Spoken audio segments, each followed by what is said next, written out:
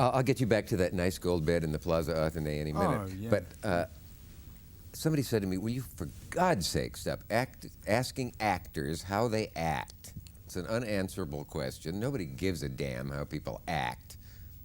But I read that James Dean was somebody you were interested in as to his theory of acting, that he was resistant to really talk about it, but that once he did, what terms did he talk about acting in?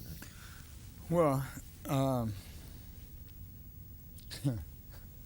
I was like, the Chickie Run and Rebel Without a Cause, finally I'd had it, because until I saw James Dean at 18, I knew that I was the best actor pound for pound anywhere in the world, young actor in my mind, that I was convinced of that, till I saw Dean work.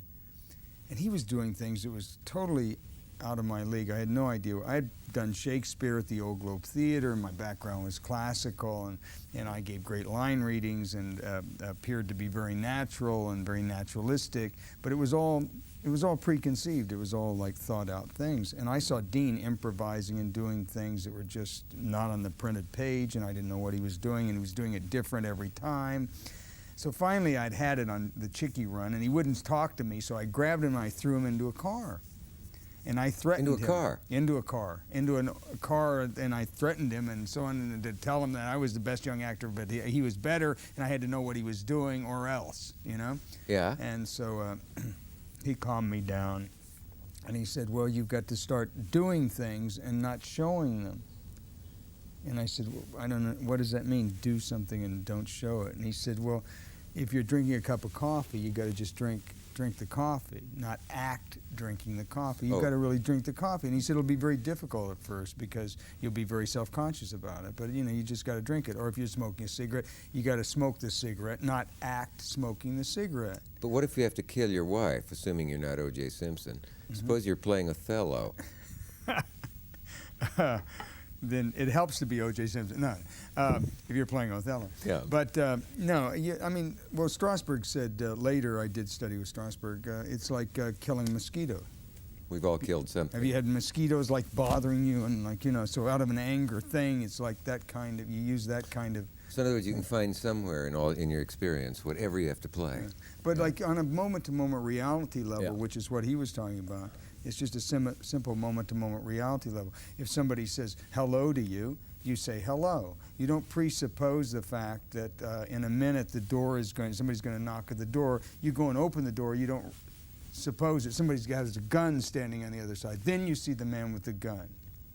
But that's the whole thing. And everybody, when he first tries to act, thinks, how can I get out of my mind that I know a guy's going to come in with a tray and I'm going to say, can I have that cocktail? It can't sound like I already know that's going to happen. It's got to sound like... So that's why you've got to try to live in that moment and not presuppose the next moment. Does that have anything to do why James Dean, and I just, goodbye all you folks who don't care about acting being talked about, he will touch the edge of a table while he's talking. There's some scene, maybe it's in Giant, and he's sort of running his thumb along here while he's talking. Could this have anything to do with getting in touch with the moment or anything? No, but I think that has to do with like sort of a Stella Adler thing, who is like Brando's teacher. The object becomes, you notice how Brando always is using an object of some kind? He's always like, he always has an object or something around. And I think Dean was probably doing a sensory thing of like, you know, of bringing himself back into the object. He's actually sitting at a table, I think, in a restaurant, and he sort of runs his fingers along the edge while he talks. And it shouldn't call attention to itself, but I remember because I was studying it, I thought, what's that about? I thought. Great quote from Stella Adler. You taught Marlon Brando to act.